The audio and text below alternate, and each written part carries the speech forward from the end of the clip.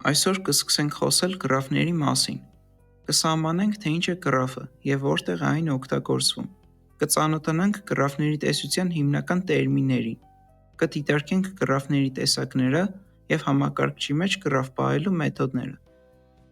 Գրաֆը տվյալների կառուցվածք է, որը կարող է օգտագործվել մոդելավորելու համար տարբեր տեսակի հարաբերություններ և կապեր։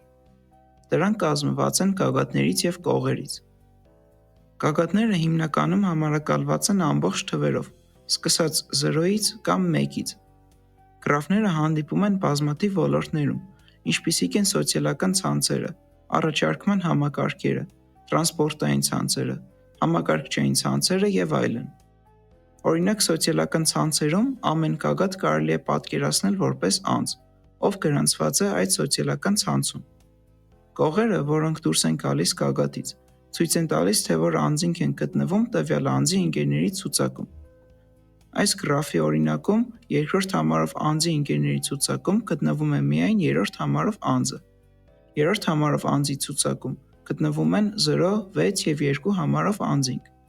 Այս գրաֆին նայելով կարող ենք ասել, որ 1-ը և 3-ը ունեն երկու ընդհանուր ընկերներ՝ 0-ն և 6-ը։ Քարտեզներում գրաֆները կարող են օգտագործվել լուծելու համար կարճագույն ճանապարհի խնդիրը։ Օրինակի համար, եթե ամեն գագաթ համարենք ինչ-որ քաղաք, ապա 7 համարով քաղաքից հասնելու համար երկրորդ համարով քաղաքին պետք է անցնել գոնե 2 գագաթով, որոնք են 6-ը և 3-ը։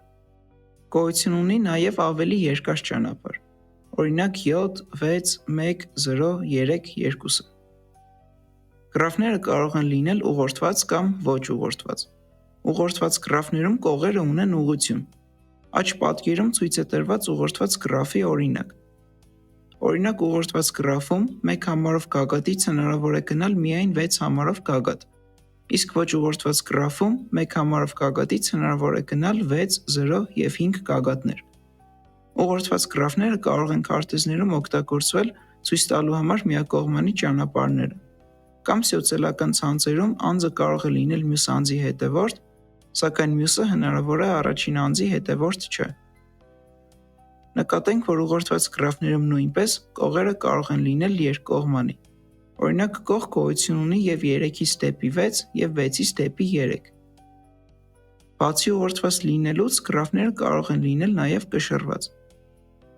Դա նշանակում է, որ ամեն կողի գծված է ինչ-որ թիվ, որը ցույց է տալիս որևէ մեծություն, ինչպիսիք են հեռավորությունը կամ ժամանակը։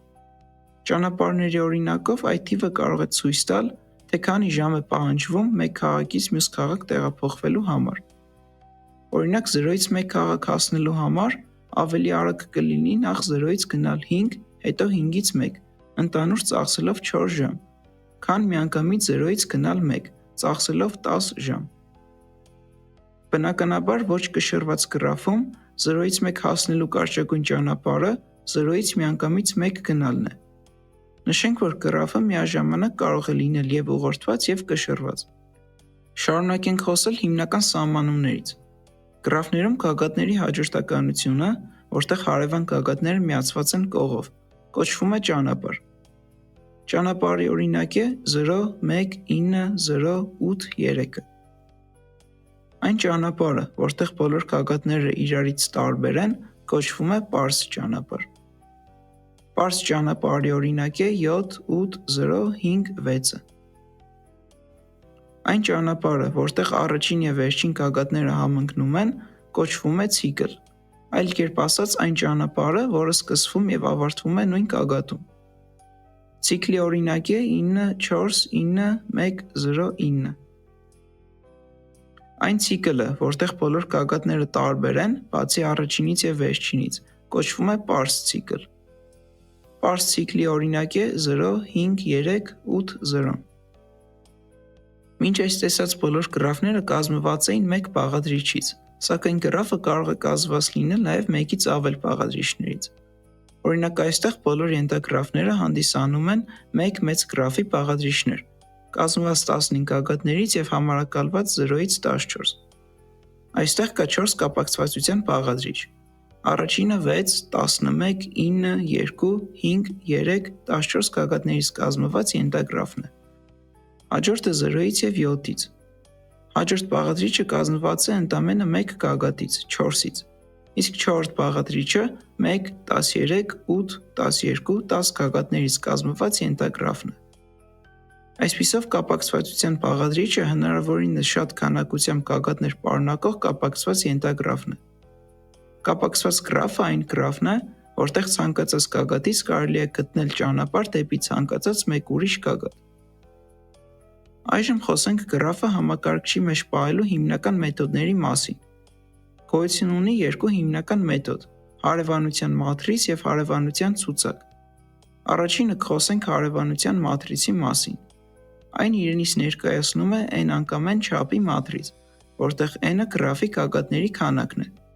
Այս գրաֆի օրինակի դեպքում գրաֆի հարևանության մատրիցը 8x8 չափի է, քանի որ ունենք 8 գագաթ, համարակալված 0-ից 7։